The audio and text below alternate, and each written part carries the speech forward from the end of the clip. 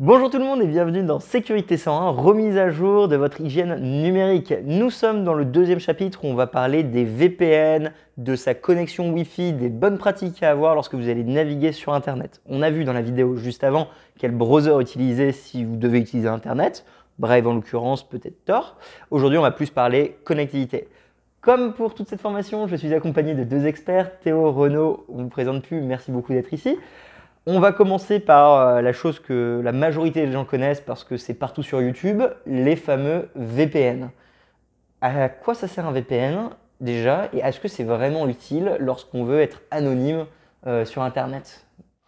Alors, un VPN sert normalement à sécuriser le réseau auquel vous voulez accéder.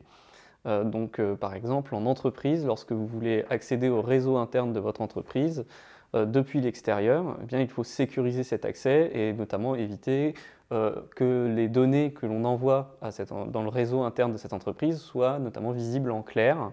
Et l'entreprise n'est pas non plus un site web, donc on ne peut pas non plus chiffrer facilement avec la cryptographie qu'on utilise couramment sur Internet. Et donc on utilise un tunnel de communication chiffré, on appelle ça un tunnel. Et donc ça sert à éviter que l'on puisse pénétrer le réseau interne de l'entreprise. Donc le but, c'est de sécuriser le réseau de l'entreprise. Et un effet bonus du VPN, c'est que lorsque vous vous connectez à Internet, alors que vous passez par le réseau interne de votre entreprise, eh bien, le site que vous visitez aura l'impression que la connexion vient de l'entreprise et pas de vous. Donc, des personnes proposent effectivement un service où vous pouvez louer un serveur qui va être spécialisé dans la communication avec vous chiffré avec un protocole VPN et pourra ainsi vous permettre de vous faire passer pour quelqu'un dans n'importe quel pays du monde en passant par lui comme intermédiaire. Donc on voit que cet usage qui consiste à prétendre s'anonymiser avec le VPN est en fait un effet rebond de la fonction de départ qui était au départ de sécuriser un réseau. D'accord. Donc pour que ce soit à peu près clair pour tout le monde, donc c'était très clair, il y a vraiment le VPN d'entreprise et après il y a un peu le VPN grand public. On va le citer hein, parce que je pense que tout le monde est d'accord. Il y a NordVPN que tous les youtubeurs vont leur dire. NordVPN, ils disent que du coup on va pouvoir avoir accès à des services à l'étranger. Du coup concrètement ce qui se passe c'est qu'on se connecte à un serveur, enfin, on se fait passer par exemple pour un japonais parce qu'on utilise un point relais au Japon pour avoir accès à l'information. Est-ce que c'est bien comme ça qu'il faut un petit peu le voir? Ce qu'il faut voir, c'est qu'en fait, il y a une connexion chiffrée entre vous et des serveurs de NordVPN ou de l'entreprise en question. Donc cette connexion-là, elle est chiffrée, donc tout votre trafic Internet va être envoyé vers cette entreprise, et cette entreprise va ensuite, pour vous, se connecter au site Internet que vous demandez. Du coup, il n'y a pas d'anonymat. C'est-à-dire, si NordVPN décide, ou si la société en question décide demain de donner l'information sur les utilisateurs, elle détient cette information. Ouais, fondamentalement, elle voit tout ce qui passe, elle voit en tout cas tout le trafic que vous avez voulu cacher, si c'était le but, au travers de son service. Et dans ce cas, Renaud, donc toute expérience cybersécurité, tu vas peut-être pouvoir nous accompagner. Il y a beaucoup de VPN différents. C'est quoi du coup la différence entre ces VPN? Est-ce qu'il y en a qui sont mieux que d'autres? Est-ce qu'ils ont des fonctionnalités différentes? Est-ce qu'on a besoin d'un VPN? Parce que visiblement, de ce que je comprends, à part avoir accès à des sites d'animés japonais au Japon, quelle est l'utilité du VPN finalement? Quelque chose d'important à comprendre, c'est qu'un VPN, c'est un intermédiaire. D'accord. Et donc, comme tout intermédiaire, il faut faire confiance dans cet intermédiaire-là. Les VPN sont fondamentalement utiles pour les VPN d'entreprise, par exemple. Il faut forcément passer par un VPN quand on envoie des mails importants ou autres pour se connecter à son infrastructure entreprise. Pour des besoins particuliers, après, les usages sont divers. Déjà, ça ne garantit pas un anonymat à 100%, ça il faut le comprendre. Ça permet d'accéder à des services qui sont zonés géographiquement, donc par exemple du streaming, etc. Puisqu'on passe par un intermédiaire qui est dans un pays et c'est cet intermédiaire-là qui fera la requête à notre place. Donc effectivement, Ça permet de dézoner un petit peu le contenu, ça c'est le deuxième usage. Mais après, l'autre intérêt quand même important en termes de sécurité, c'est en mobilité. Quand vous êtes en mobilité, c'est-à-dire pas chez vous, sur un réseau public d'aéroport, sur un réseau d'hôtel, le Wi-Fi dans l'avion, dans un cybercafé ou ce que vous voulez. Vous êtes sur un réseau public et vous partagez donc le même réseau avec plein d'utilisateurs. Et quand vous êtes sur le même réseau avec plein d'utilisateurs, en fait, la navigation est beaucoup plus risquée puisque vous pouvez vous faire attaquer par n'importe quel des utilisateurs que vous ne connaissez pas sur le même réseau. Quand on est sur un réseau local avec des utilisateurs, c'est là où on est le plus vulnérable. Donc là, c'est un vrai intérêt quand vous êtes sur un réseau public, donc pas chez vous typiquement, d'utiliser un VPN, donc quand vous êtes ce qu'on appelle en mobilité avec votre ordinateur portable ou votre téléphone et que vous vous connectez à un réseau Wi-Fi qui n'est pas le vôtre. Là, il y a un vrai intérêt puisque ça vous protège, ça vous met dans un tunnel, effectivement. Et si c'est la jungle autour de ce tunnel, bah, vous êtes bien à l'abri dans ce tunnel-là. Et après, il y a le choix du VPN, effectivement, qui est important. Il faut regarder le sérieux technique du VPN et pas le bruit marketing du VPN. Donc, ce n'est pas les VPN dont on parle le plus souvent qui sont les meilleurs. Donc, plus il y a de publicité pour un VPN, en général, moins il est bon. Ça marche presque comme ça, en fait, à l'inverse de ce qu'on pourrait penser. Et donc, personnellement, je ne recommanderais pas celui que tu as cité. Mais en même temps, je suis un peu plus parano, puisque c'est mon métier. Mais moi, j'utiliserais des VPN en fait, qui collectent le moins de données à caractère personnel. Donc, par exemple, j'aurais beaucoup plus confiance dans des VPN qui ne me demandent pas mon adresse mail, qui ne me demandent pas mon numéro de téléphone, qui ne me demandent pas mon adresse postale ou qui ne me demandent pas mon numéro de carte bancaire. C'est un gage de confiance, de sérieux, justement de prendre le moins possible d'informations à caractère personnel, parce que si jamais ils se faisaient attaquer ou s'il y a une réquisition judiciaire, en fait, ils ont le moins d'informations possible sur les utilisateurs. Et à ce titre, j'aime bien IVPN ou Mulvad, par exemple, qui ne nécessite même pas une adresse mail pour s'inscrire et on peut d'ailleurs payer en Bitcoin son abonnement de manière à ne pas laisser d'informations de numéro de carte ou d'informations bancaires sur ces sites-là. Et ensuite, on se connecte avec un identifiant aléatoire qui est donné par le site. Et je trouve ça très pratique, très commode et très sécurisant. Exactement. Alors, on va faire un compromis dans toute cette formation et je vous le dis tout de suite, c'est qu'on ne peut pas vous affirmer que les solutions qu'on vous donne seront encore applicables dans quelques années. Vous devez faire votre propre recherche et on n'a pas de contrat avec tous ces softwares qu'on va vous proposer. Il s'avère tout de même que du coup, le tutoriel de ce chapitre, ce sera sur IVPN parce qu'on les a rencontrés à plusieurs conférences Bitcoin, qu'on s'entend bien et sans qu'ils nous payent, leur service est encore une fois excellente. On les a rencontrés à Riga, pour ceux qui nous suivent un petit peu plus. On paye en Bitcoin, c'est anonyme, il n'y a pas d'adresse mail. Ça marche extrêmement bien, j'ai jamais de problème de connectivité quand je suis avec.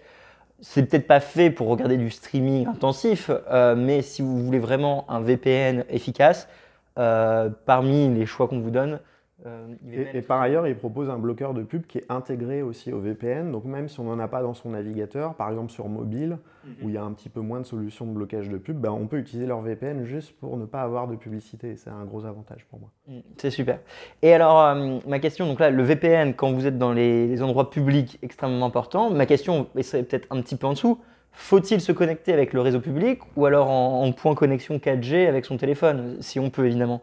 À quel point il y a un trade-off de sécurité à se connecter sur SNCF Connect, le réseau de l'aéroport Wi-Fi 30 minutes gratuit contre l'email. C'est quoi un petit peu les recommandations par rapport à ça? Alors la 4G est beaucoup plus sécurisée que le Wi-Fi de manière globale. Parce qu'on est déjà un petit peu sur un réseau privé et surtout c'est très difficile pour un autre utilisateur d'attaquer votre connexion 4G, il faut des moyens démesurés, c'est très compliqué. Donc de manière générale, ce qu'il faut retenir, c'est que la 4G est plus sécurisée, ça il n'y a pas photo. Évidemment après ça va consommer votre forfait, donc ça c'est un autre point, mais c'est toujours plus sécurisé de passer par la 4G et sinon effectivement utiliser du Wi-Fi public mais avec un VPN c'est quand même mieux. C'est moins nécessaire qu'il y a 5 ou 10 ans, parce que maintenant, il y a beaucoup de sites qui fonctionnent avec un petit cadenas dans l'URL, donc des sites en HTTPS. Aujourd'hui, il y a 90-95% des sites avec un petit cadenas en HTTPS donc, qui font déjà du chiffrement. Mais il y a 5 ou 10 ans, en fait, il y avait seulement la moitié des sites qui étaient sécurisés, ce qui fait qu'en fait, quand vous tapiez votre mot de passe sur un réseau public, votre mot de passe était envoyé à tout le monde dans un rayon de 300 mètres. Et là, c'était vraiment préoccupant, il fallait absolument un VPN. Donc le VPN reste quand même conseillé, mais quand même moins important qu'il y a 5 ou 10 ans, grâce justement au HTTPS qui se généralise au petit cadenas sur les sites web. Avant d'aborder le HTTPS, j'aurais une question par rapport à ça. Donc, moi, ma crainte, ou du moins la crainte que j'entends. Alors, souvent, quand je vais dire moi dans toute la formation, c'est les viewers qu'on a pris beaucoup de questions de viewers avant la formation. Donc, c'est toujours l'avocat du diable, vous le remarquerez.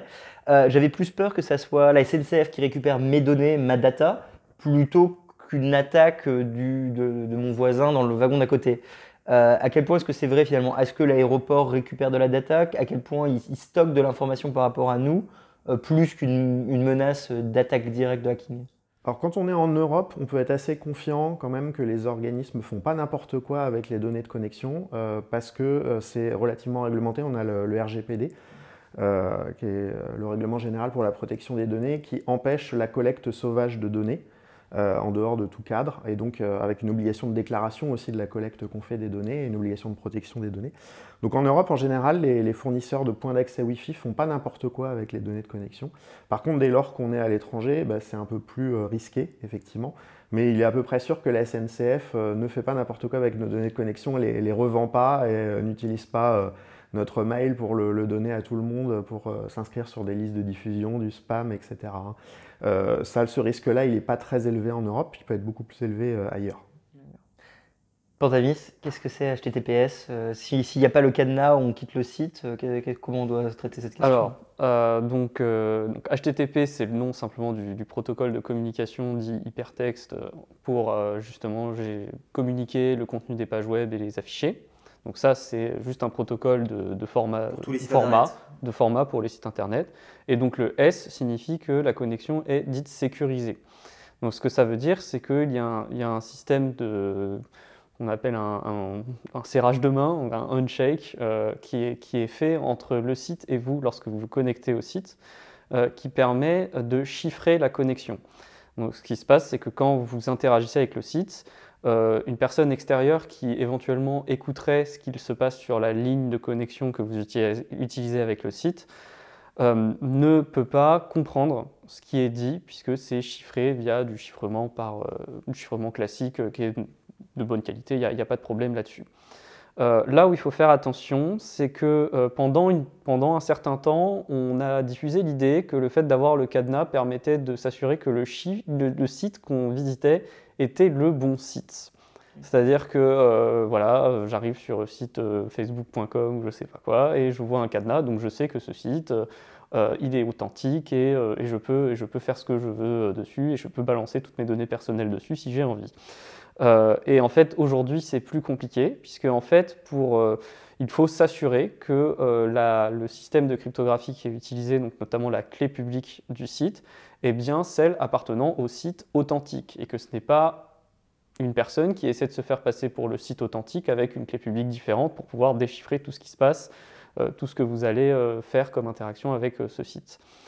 Et donc pour ça, on utilise ce qu'on appelle un système de certificat, qui est donc une sorte de signature ce qu'on appelle autorité de certification, qui est connue de votre navigateur. Donc dans votre navigateur, il y a une liste d'autorités de certification qui sont considérées comme de confiance.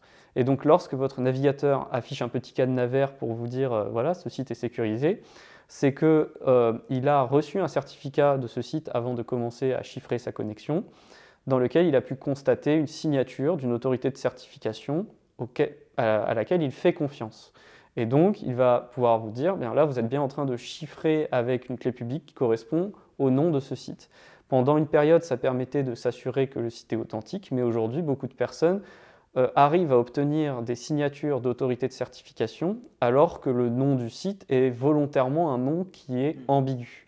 Donc, vous ne pouvez pas avoir la garantie que le site que vous visitez est le bon aujourd'hui. La seule chose que ça vous garantit, c'est que si une personne est actuellement en train d'écouter la ligne internet que vous êtes en train d'utiliser, il ne pourra pas comprendre ce qui est dit. Par contre, quelqu'un peut essayer de se faire passer pour le site, se mettre entre vous et le site et simplement transférer les données, mais du coup là par contre lui, il voit les données le traverser en clair, donc sans être chiffré. Donc il faut regarder effectivement l'identité du site sur lequel on est et bien regarder donc dans l'URL, l'URL complète et notamment les deux dernières parties de l'URL, donc l'extension, le TLD, donc le .fr, le .net, le .com, bien regarder ça, et la partie qui est juste avant, qui est le nom, ce qu'on appelle le nom de domaine. Et le nom de domaine va indiquer le propriétaire du site réellement. Et là, c'est là qu'il faut faire très attention parce que y a des escrocs qui prennent des lettres qui se ressemblent. Et par exemple, au lieu de airfrance.com, on va remplacer le i par un L et on va voir alrfrance.com. Et si vous n'êtes pas consciencieux, quand vous cliquez sur un lien par exemple, vous pouvez aller saisir vos données personnelles sur le mauvais site, même s'il y a le petit cadenas qui veut juste dire que la connexion est chiffrée, mais pas forcément que c'est vers la bonne personne. Très bien, merci beaucoup pour vos explications. Du coup, dans ce chapitre, on a bien vu que quand vous allez aller sur Internet, il faut quand même faire attention. Si vous êtes sur un réseau public type aéroport, SNCF, utilisez bien un VPN. Même chez vous, le VPN peut être utile. Il ne va pas vous garantir de la vie privée absolue. Il peut néanmoins vous géolocaliser ailleurs et vous donner un petit peu plus de sécurité. On vous recommande du coup, enfin recommande c'est un grand mot, mais IVPN est une très bonne alternative au VPN un peu plus mainstream qu'on pourrait entendre partout. Et quand vous naviguez sur Internet, n'oubliez surtout pas de bien vérifier les URL en haut des pages Internet et le petit cadenas pour être sur le bon site. Renaud, Panta, merci beaucoup. Dans le prochain chapitre, je vous propose de parler de la sécurité de son ordinateur. Donc pas comment est-ce qu'on navigue sur Internet, mais plutôt les bonnes pratiques à avoir. Mise à jour logicielle, faut-il un antivirus? Est-ce que Avast est toujours les yeux? On fera un zoom sur les yeux. Non, est-ce que Windows Defender fait l'affaire? Les bonnes pratiques, faut-il mettre un mot de passe à son ordinateur? Voilà, un petit peu tout ça si ça vous va. Merci beaucoup à toutes les personnes qui soutiennent le projet. Merci au Patreon, merci aux personnes derrière la caméra. Vous pouvez retrouver un tutoriel sur IVPN juste après cette vidéo si vous avez envie de le mettre en place. Et je vous retrouve tout de suite pour le chapitre 3. Merci à vous.